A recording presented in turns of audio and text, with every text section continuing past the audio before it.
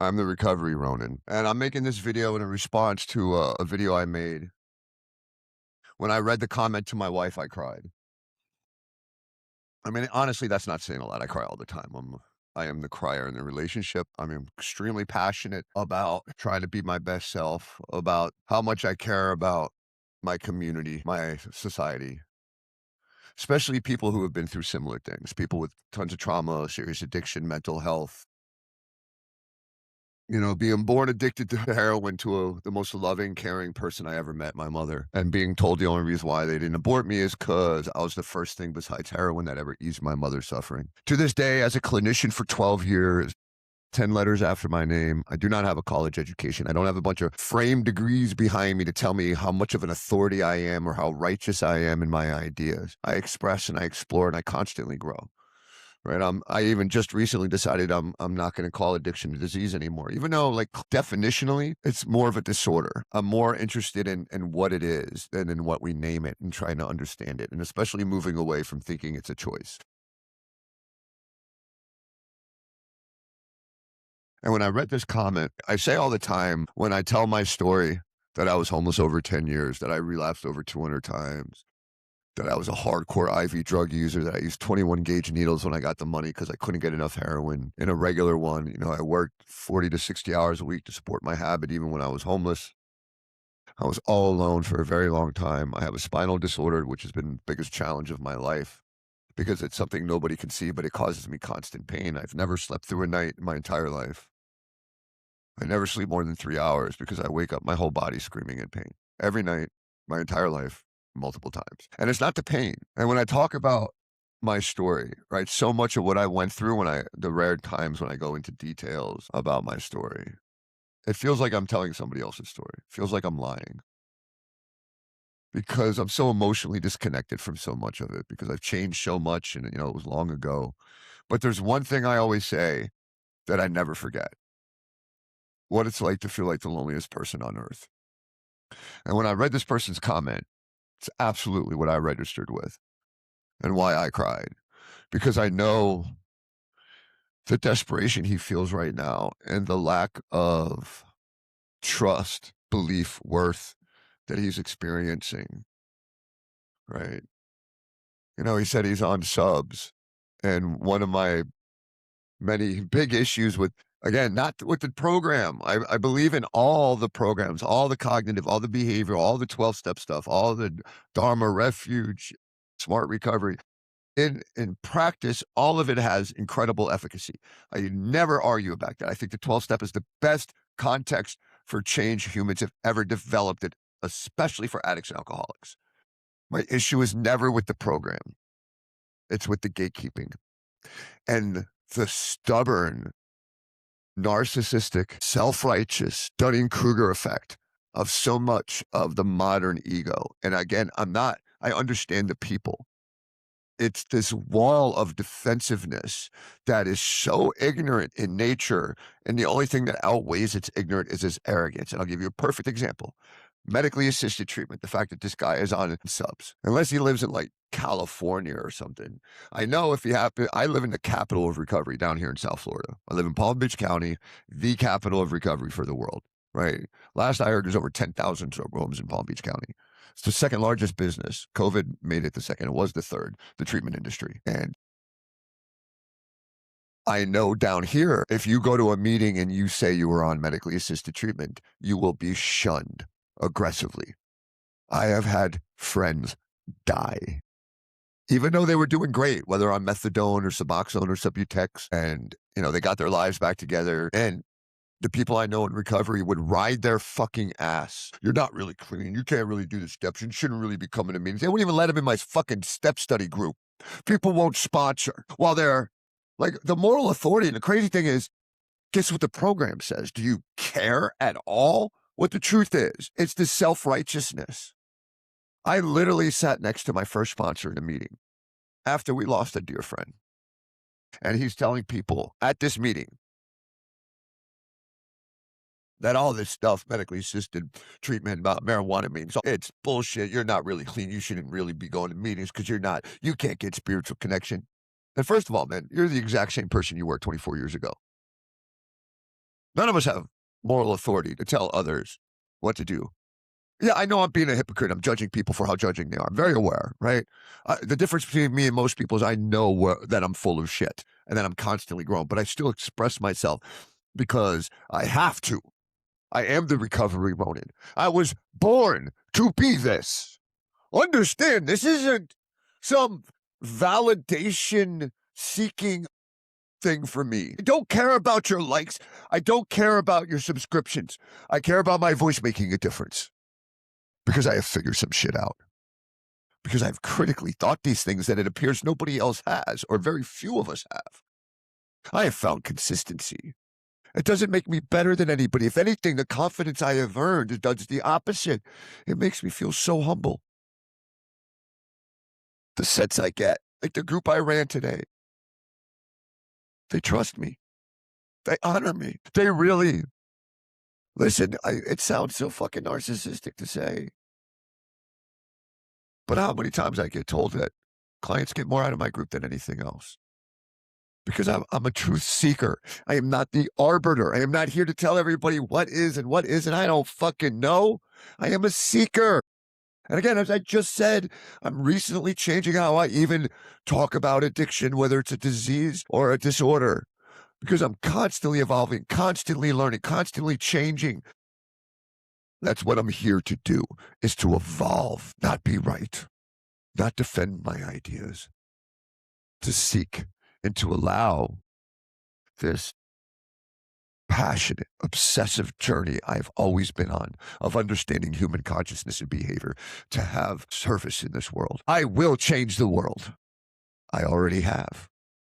I've had an amazing impact on thousands of people's lives, especially with the women, the greatest honor of my life, next to being the husband I am for my wife.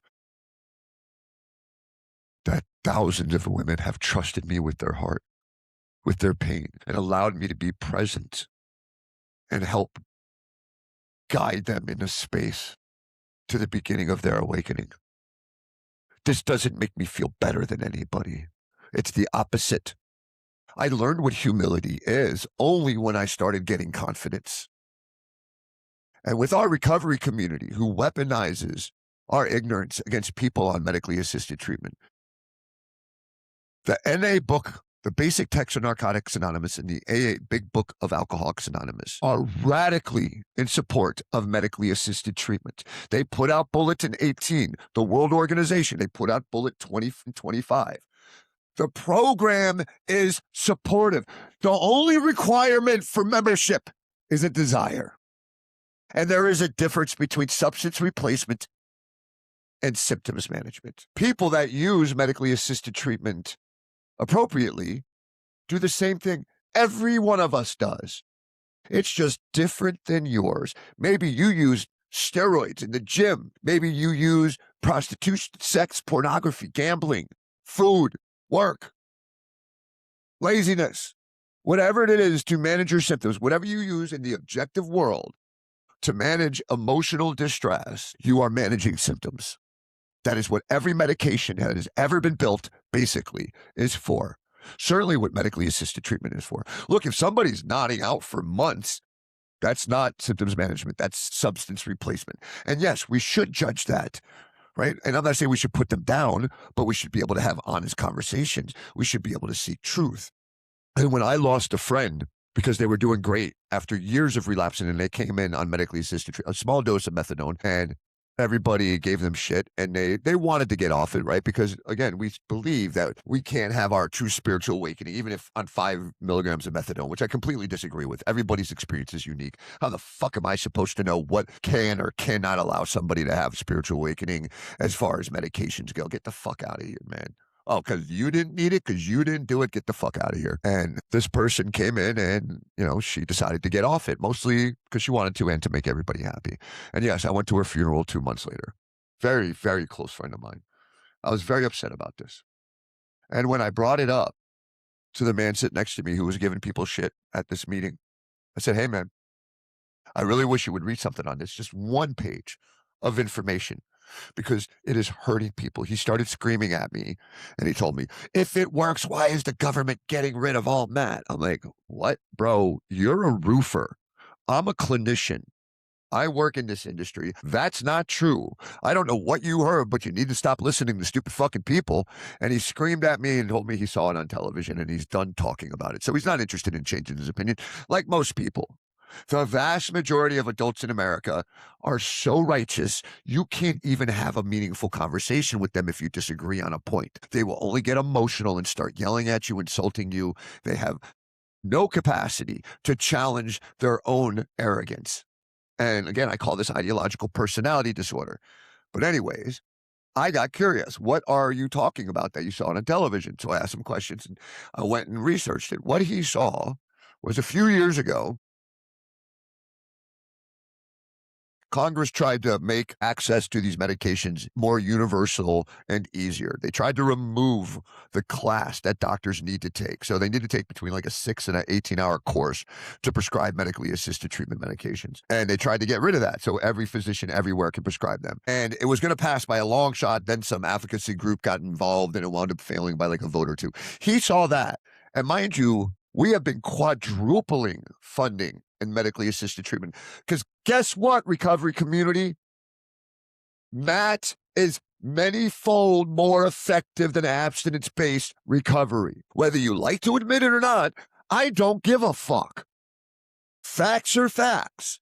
Why? Because so many addicts are so damaged, their brain needs some medical assistance to stabilize, or they're definitely going to relapse because their suffering is too great. We got to stop thinking it's a willpower issue. Oh, I know your experience and your understanding relates to what you went through. That's it. Right? I know I speak in generalities. I absolutely do. Does it make me right? No. But I am well thought out on these ideas. I don't just say things because it's groupthink. Because personally, my transformation, my true awakening, oh, the principles of the 12 steps absolutely were a profound, what can I call it? It was almost like a menu that I could put my ego against to know the difference between values, principles, and my own subjective arrogance or misunderstanding or selfish needs. So I used it as a framework, right? But I didn't really understand it. So I had to try to figure it out on my own because the truth was, for me, the amount of people I knew in the program who used the 12-step principles to build themselves into a new identity that continued to move out of the houses, went from the house of chaos and their addiction into the house of stability, which everybody will do. You go to meetings, you say the thing, you begin to have the group think, you make the relationships, you get excited to see people. You go from panic attack to stability. That is a profound shift in consciousness. That is a spiritual awakening. And that house of stabilization is profoundly meaningful to every one of us. And we think we arrived. But for most, the vast majority of addicts, alcoholics, people with severe mental health, eating disorders, cardiovascular disease, codependency, adult children, and alcoholics, we are so damaged, we feel so alone that nobody can relate to our pain anymore. We don't relate to each other the way we used to. The intimacy is gone. Right? What type of deep, intimate, intrinsic work do you do with the people around you? I didn't do that. I didn't get that. Yet I was so defensive towards my own sponsorship family telling me they loved me. I would curse them out. My best friend and his wife, who were like my best friends at the time, like 17 years ago, threw me a surprise birthday party. At the time, I was already godfather to their child, their new son. And I walk in and everybody jumps out, "Happy birthday, happy birthday." I was so offended, so hurt. I cursed everybody. "How fucking dare you do this to me? I don't need this shit." I cursed them out, started crying, left and turned my phone off. That's how damaged I was. Judge me all you want. Unless you lived my shoes and lived my life, especially with the pain I have to go through every day that nobody can see. I know what it's like to be the loneliest person on earth. It's hell. Where I don't even understand myself. I dreamed about suicide every moment of every day for decades. That's why I was able to detox over 200 times cold turkey. Just a different kind of hell for me. And I tell you what, if tramadol wasn't given to me when I went to the Salvation Army back in 2012, there's zero chance I would have stayed clean. Zero chance. Luckily, I didn't get a narcotic kick from tramadol, but it helped me with my pain enough that allowed me to actually grow. And the fact that we weaponize, oh, well, I didn't need it. I think this, I think that. I don't care what the program says. I don't care what Bill W., Dr. Bob, the founders, I don't care what this thing is built on. I only care about my opinion. Yeah, this is pretty fucking common, man. Maybe it's because I'm a clinician, right? I don't just go to meetings and hear what people have to say. I do thought experiments with my patients all the time. About 30 to 40% of my patients at any given group, because mostly what I do is run groups. I run group at over 30 facilities, private contractor, group facilitator, adventure therapist, specialize in experiential exposure modalities. I've worked with every cognitive behavioral modality that exists. And I do all kinds of thought experiments. About 30 to 40% on average in my groups resent the 12-step program. Do you think it's the 12-step program that they actually resent? Or is it you? Or is it those of us that walk around acting like we fucking know everything and telling everybody, if you want this, you have to do that? Oh, yeah, that's super attractive. What happened to attraction over promotion? Showing people your light, showing people how you thrive. One of the things I do this for is because of what I've discovered. I found peace, legitimate, not words. I embody it. Confidence. I know who I am. I am one of the greatest husbands. I am such a good husband. I love my wife so much. And it was so hard to earn her trust. I took it as a challenge, not resent her because she didn't show up for me because she never did a thoughtful thing. We were just talking about this on the way home from a smart recovery meeting. She is the most thoughtful person I know. And I knew that since the moment we met. But because she didn't trust me, she didn't do a single fucking thoughtful thing for me for like 9 years until I earned her trust. And I knew it. She knew it. She would never admit it. And now I literally could talk about dozens of things she does that are so thoughtful. The way when she cooks for me, the way she has to watch me take that first bite. The way when I lay down in bed, the way she kisses me, the way she makes the bed for me, the way she puts my heating pad on, the way she takes care of my injuries, wraps, the way she's always concerned with my comfort, my well-being. I have it. I fucking have it, man. And I earned it. This the shit that drove me crazy, right? Let me go backwards now to go forward. Right. So I wanted to kind of bitch a little bit about why I think this guy's going through what he's going through because of the gatekeeping, because of the people who think they have arrived in the house of creation that haven't even moved out of the house of stability, house of chaos. And you can map this with Hawkins' human consciousness scale here. All right. So this is Hawkins, my favorite book. Dr. David Hawkins spent decades mapping human consciousness and frequency. So I've broken it down into 3 houses and tried to simplify it, right? So this bottom red part here, where it's grief, apathy, guilt, and shame. God, it took me I just think I recently really tapped into why guilt and shame is the lowest conscious shape or a constant frequency. It has to do with and spirit, right? The needs of the flesh outweighing the needs of the spirit. The truth of how we lie to ourselves as we believe in our material ego reality, or how we commit to the nobility of our heart, the higher noble self. The more consistent you are, the more you can rise up in it. It's not talk, it's effort towards these goals, the time and energy you put into your highest values and your highest goals. The more you make excuses and sin, everything from doom scrolling on your phone to laying in bed all day to eating shit to addiction to porn, whatever. The more you know it, right? Deep down, you know, deep down. This is why we feel so lonely as addicts, because we constantly has to justify our addiction. So we go against every value we have. We are so disconnected from ourselves, we can't feel trust for anything. And that bottom red section here, where we're trying to force change in the objective world, this is the house of chaos. And then you can move up into the house of stability. And like I said, anybody that goes from addiction into a structured, stable environment like a treatment center or going to meetings consistently or whatever, that alone, you're speaking differently. Like you go from panic attacks to feel like you're fitting in. You're not using your massive addictive behavior has stopped, and you're going and paying the bills. You're going to meetings. Maybe you get a hobby. You're going to the gym. Right? That structured lifestyle, that stabilization is so powerful compared to the house of chaos. That is a meaningful spiritual awakening.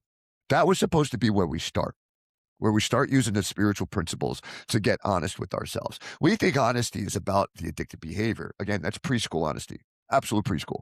If you're an addict, if you're a legitimate addict and you struggle with admitting you're an addict, nothing else I can do, right? If you don't have the courage to admit you're full of shit, you don't know why you're full of shit, or you started actually mapping why you're full of shit, then you're completely lost in the ego.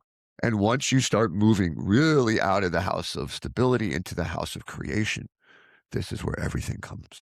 This is where the freedom, the wholeness, the contentment, the happiness, right? Because you're changing your perceptions and your attitudes. You're putting effort into the moment. You stop focusing on outcome, right? That's why it's force at the bottom. You're trying to force outcomes. You're thinking about the bills due. You're thinking about how other people behave, how the fucked up world is. You're blaming everybody, everything. You're taking everything personal. Traffic's fucked up. People cutting me off, rude, stupid. You need to go back to your country, racist, this, aggressive that, I'm a victim of this, I'm oppressed in that way, blame, blame, blame, blame, blame. Because we don't know how to sit with ourselves and actually map the human ego so that we can surrender the friction of attachment to it. That's what creates all our suffering. And why don't you start getting above 200? Right? Look at this. It's not just the level, right? From shame to enlightenment. Authenticity is up here where enlightenment is, by the way, which means that you've completely surrendered attachments to the ego and you live fully in alignment with the noble self, right? It also has your God view. And you go up there, your life view, miserable, evil, the world's evil, everything's hopeless. Like this guy that I'm making the video for and about, I know he has hope. I know he knows about recovery. He's obviously getting the meds from there. He's probably been to meetings, probably been to treatment, probably given everything he has. And then we weaponize all these cliches. But you have to really want it, right? That's what keeps you clean. Willingness. Willingness to do what? To not use in a amygdala hijack. So how many times has that worked for people, right? When you will, on the scale of impulse. One being you're sitting around thinking about making a decision for weeks, weighing out the pros and cons, the cost benefit analysis. 10 being somebody shooting at you or drowning you, right? Full impulse, pure reaction, pure amygdala hijack, right? That's the scale. If you are at a 7 to 10 on the impulse scale to use your drug of choice, if you're an addict, what's going to stop you? Because you've tried it hundreds of times, right? How many times? Especially on a relapse. Let's even forget in the midst of addiction, on the way to the dope man or to get alcohol, where you're clean and sober for a few days, few weeks, few months, and the amygdala takes over. You know it. You can hear yourself begging yourself not to do it. You know you're going to hate yourself for it.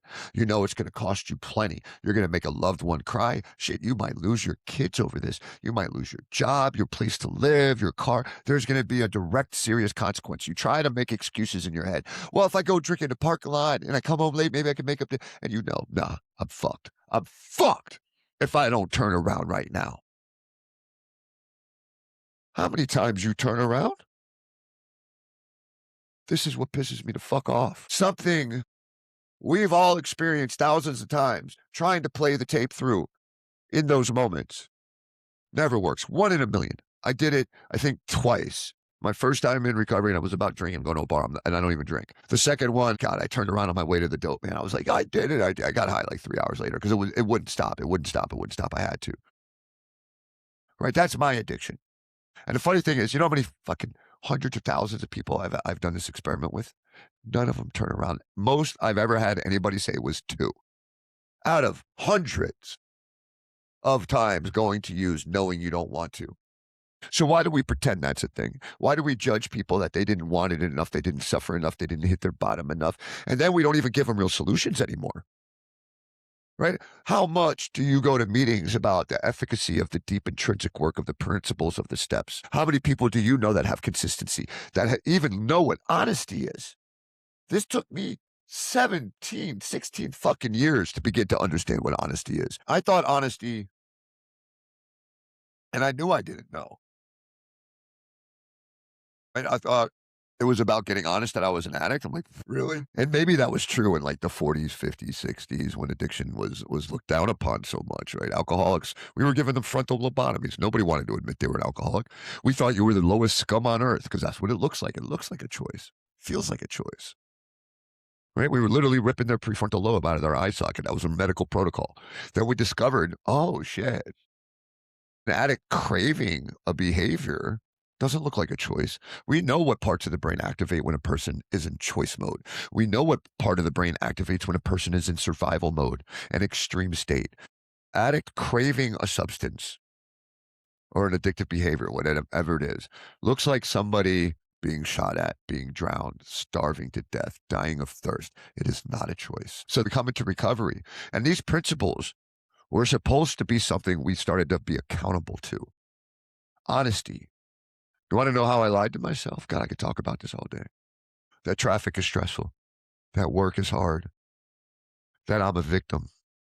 That I need to constantly fear the future. I need to worry about things constantly. I need to stress constantly. That I'm unworthy of love. That I'm all alone. That nobody loves me. That I need others to validate me. I could do this all day long. You know why? Because I mapped it. I got to know myself. That's what the steps are supposed to be for.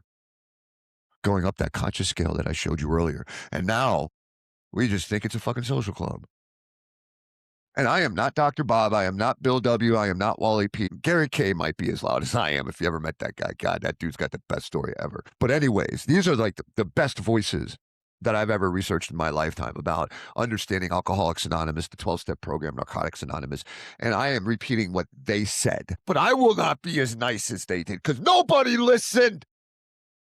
I love this community. I love my addicts. I know how beautiful our hearts are, how passionate we are. We are the chosen ones. We are the most giving, loving, kind-natured people, and we're lost because nobody's guiding us anymore. We're being guided to the house of stability. So few of us are rising above it.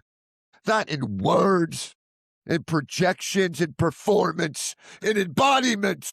And I expect if what you see when you look at me and listen to me talk is a narcissistic, self-righteous asshole, I fully expect that. 100%. I'm just a gym bro, right? That all wants all the attention, right? Totally. That's who I am. Confidence will always look like arrogance to those that have none. I'm fully aware of that. I embody it. Bring it on. And guess what? I'm not angry at you for judging me. I understand it. I still want to be of service to you. If I piss you off, you probably really need to listen to what I'm saying. And again, it doesn't make me right. The only thing I'm ever right about is I'm never right about anything. Am I an expert on these things? 100% I am. I definitely consider myself an expert. But I can stay an expert and research and obsess over this like I have for the last few decades, for the next 4 decades. And I still will die never knowing as much as I don't know. People think keep it simple means just accept ignorance and protect it with arrogance. Right? Keep it simple, one day at a time, no matter what. Ancient wisdom handed down as things we should embody, that we should practice, that we should turn into skill sets and teach our mind. Keep it simple, right? The search for truth. Here's what's simple. Let go. All your stress, all your fear, all your doubt. You believe in God, right? You believe in spirituality, right? Then what do you stress about? Are you controlling anything other than your own peace, your own perceptions, effort, attitude, concentration, and energy? Are you in control? Are you trying to force things you can't control? Why? Because you don't accept your faith. You don't accept trust. Like this guy, I know he's coming in, the guy I'm making the video for. I know you got hope, bro. But what you don't have is trust, belief. And how the fuck are we supposed to find faith if we can't move out of hope into trust and belief? Hope is a shitty fucking game plan for a successful recovery. Hope without action, hope without movement, hope without embodiment is just fantasy. I hope I get this job. I hope I stay clean. I hope I change. No accountability whatsoever. Here's the truth, man. Healing is real. You can do this. Like what I just said. Practice. If you want freedom, bro, please listen to what I'm about to say. Anybody that, if you're an addict and you love somebody that's an addict, what we need to remember is what we do have. Practice controlling what you can't control. We say the serenity prayer at every fucking meeting. You can't control your past. You can't control the future, but you can control your perspective of it, your attitude of it. You can't control what comes up into your body and in your mind, your anxiety, your stress, your loneliness, your boredom, but you can control your focus, your energy, your perception, and your attitude. In any given moment, if you have the courage to lean in, and we understand it in the neuroscience, your dorsolateral, your anterior midcingulate cortex, rewiring to the prefrontal lobe activity, building neurotransmitter function, all the things affected by addiction, and the suffering that creates addiction. Our way out of it is repairing these things. Our cognitive function, right? The way we think, the way we feel, our sense of self, elevating our neurotransmitter function, training the anterior midcingulate cortex, the dorsolateral, increasing activity in the prefrontal lobe, diminishing the activity and the reaction of the amygdala, right? That's the technical part. Here's all it is. Leading into fears, teaching yourself to close your eyes. Oh my God, look, what am I going to do? I'm so alone. Nobody sees my pain. Nobody understands my suffering. Nobody knows what I've been through. So I have to exaggerate my pain, right? I have to fear it so that people can see it. Like I remember at the retreat, the day I realized this, I was stretching, I was spasming all over, and somebody came walking down the hallway. And I go, "Ah!" As they walked by, and in that moment, I saw the truth. I wanted sympathy. I wanted somebody to see me, to understand what it's like to be me, to know what it's like to never sleep a single night in your entire life without screaming in pain, to know what it's like to have to stay moving, to look like this, for nobody to even believe what I go through is real. Took my wife almost 10 years to believe it. Even though she went to specialists with me. They told her I was going to be in a wheelchair, that I shouldn't be able to use my hands. She saw me walk with a cane. Everybody did, but nobody could see it because all they see is their understanding what I look like to them. And it made me feel so alone. It was never the pain that made me suicidal every moment of my life. It was the fucking loneliness that nobody could understand what I go through. And I can't understand what you go through, man. I can relate. That's what I'm trying to do here, is look you in your fucking eyes, man, and go, I know. How many times I'd get to work at a detox and residential center and I'd be reading emails all day or all night. And I would see a detox patient flipping out, screaming, throwing shit, cursing all the nurses out. I couldn't wait to get there. I'd go running over to detox and I'd find the patient. I go, hey man, fuck. I've been through detox over 200 times, cold turkey. I never got medically detox. I did it myself. I know what you're going through. I see you. All that behavior stopped every fucking time. You know how many times I stop people from leaving treatment? How many times I get messages from former patients because they stayed in treatment? Should I worked with people that said I saved them from leaving treatment? Just because I did that. Because I looked them in their eyes and I let them feel my heart. Feel mine, brother. You're not alone. Fight. My job is to help you believe the fight is real. Practice presence. Practice it. Practice understanding why you feel what you feel, why you think what you think, not what you're feeling and what you're thinking. Where is it coming from? What are the beliefs and the stories you're attached to? What is the sense in your body? Practice yoga nidra, mindfulness, metacognition. Train yourself every little thing, any moment of any day. If you're stressed, lonely, bored, anxious, close your eyes. Ask yourself, can I let go? Can I let go of the thoughts in my mind, the constant rumination, the circling thoughts? Close your eyes and look them dead in their fucking eyes and say, you don't have power here. Surrender. Let go. You have to see yourself beyond the chaos, beyond the program, beyond the trauma, beyond the pain. Your awareness is there. You are there. That noble spirit, that soul, I don't know what to fucking call it, conscious agent that we call it in neuroscience. It's real, man. We are conscious beings having this human experience. It's fucking real. And everybody likes to pretend they're aligned with it when they live in constant states of fear. They don't change who they are. They don't evolve their consciousness. You cannot lie about your spiritual awakening to people that have been on the path of spiritual awakening. You look ridiculous to us because we know you don't know, just like we didn't know. There's one big difference. Some of us are willing to lean into our bullshit. The rest of us will just project it and pretend it our whole fucking lives. It is the wall. It is the difference between those that find true continued growth and freedom and those that stay stuck in cycles their whole lives. You know how easy it is to tell?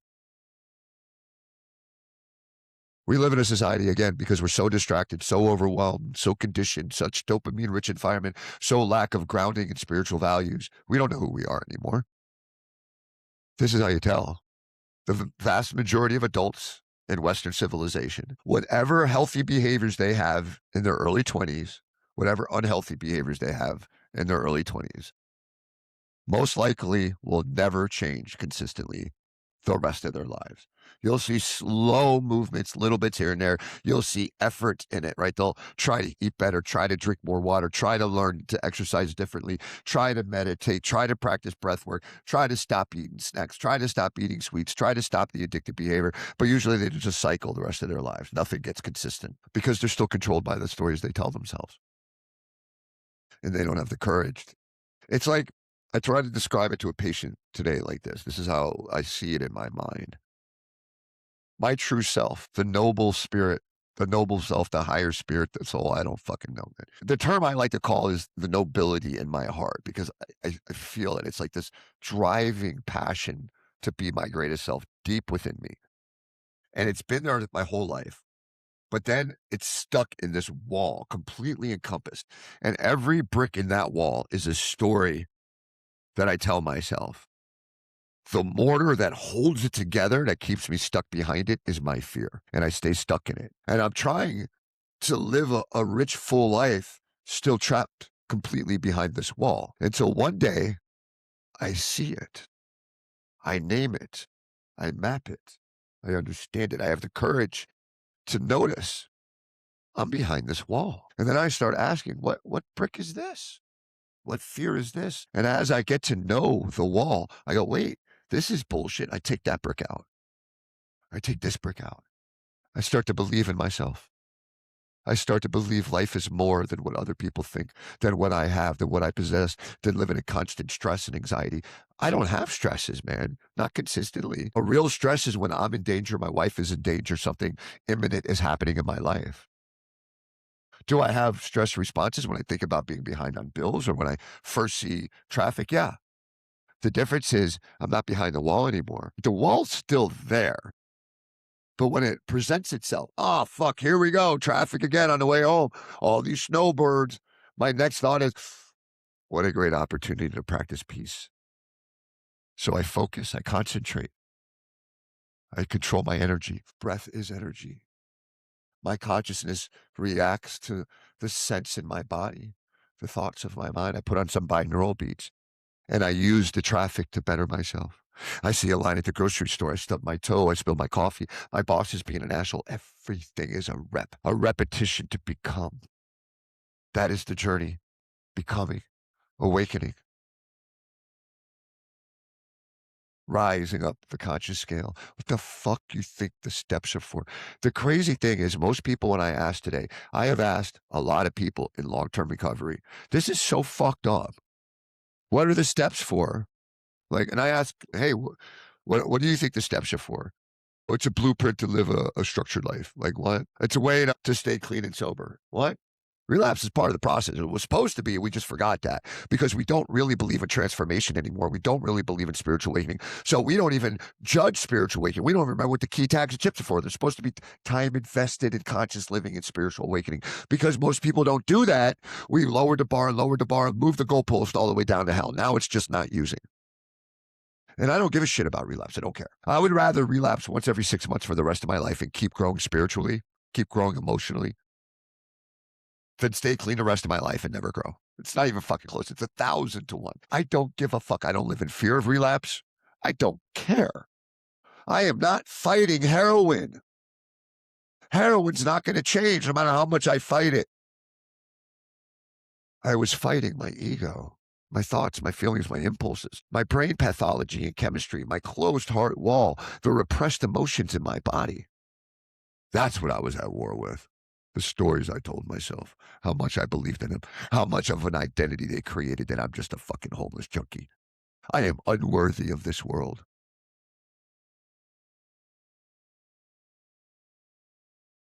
I know who I am. I know what I'm here to do. It doesn't stop. I know I'll continue to grow. I know I'll look back at myself 6 months from now and think I was a little silly and ignorant. Good with that. I fight for the path. I fight for what is in my heart with everything I have. I still have my ego. I still want validation when I see a cute girl. I still act out in anger when I get pissed off. I just don't stay there anymore. I quickly take accountability. Oh, when I'm being petty, I'm being selfish. How many people can admit that in real time or even in the middle of a conversation or an argument or something that happens at work? Everybody just blames everybody else. Everybody's right just all the time. They're angry, they're right. They're right, they're right, they're right. You can't even have a meaningful conversation with most adults anymore if you disagree. It is. Try to have a fucking disagreement with a fucking adult, especially the more if it's something they care about, because their egos are so built to protect itself. Again, because of our dopamine rich environment, nobody sits with themselves. All right, I think I'm starting to go in circles here. We can do more. We can be more. It's all out there. I don't care what context you choose. I hope you choose a 12-step program or join a church or practice Buddhism or go live in a monastery or travel the world or play drums with a bunch of fucking hippies in the moonlight. I don't know your people. I don't know your path. I don't know your community. I hope you find one. But beyond that, that's between you and your path. My job is to get us to recognize we don't believe in the path anymore. We believe in the house of stability, and we believe that's all there is. That's why we only judge clean and sober. We don't judge effort into spiritual awakening anymore. Somebody relapses, even if they gave 9 months of effort into their spiritual awakening, they did all these transformative things. We don't, and if they relapse because they had a bad day and the amygdala takes over, and we don't go, oh man, that must suck for you. I'm sorry. How do you feel? Are you okay? As long as you survived it, okay, right? Let's just data. I mean, even in the book, it says it's part of the process. It could be the best thing to happen to your recovery. We don't approach it like that. We approach it like a fail because we don't judge the effort anymore because we don't believe in the effort. The only effort we have is go to meetings and don't pick up. Call your sponsor, which are all great advice, obviously. But that is elementary school. That's supposed to be where you get to start spiritual awakening, self-actualization, healing. Call it whatever you want. But I am the Recovery Ronin, and I am here to remind this world that we are more. And just because we pretend we know that, we say we believe it without embodying it. The reason why I am the Ronin is because I am a warrior. I came here to rip the wall of bullshit down, and I will not stop. I will not shut the fuck up. I will take whatever hate, whatever judgment comes my way. That's why I got the stupid haircut and the stupid facial hair. I don't care. I don't care. How am I supposed to look for you to listen to my words? How am I supposed to say it? You tell me what I should look like for you to not be defensive over my words. Tell me. Should I be fat? Then you'll respect me. Should I paint my face? Like, should I look Asian? What should I do? How should I look? I don't fucking care. Come at me. Judge me. And if I make you angry, ask yourself why. But to those that are willing to listen, to anybody that listens to my voice, I am the Recovery Ronin. Thank you for the honor of your time.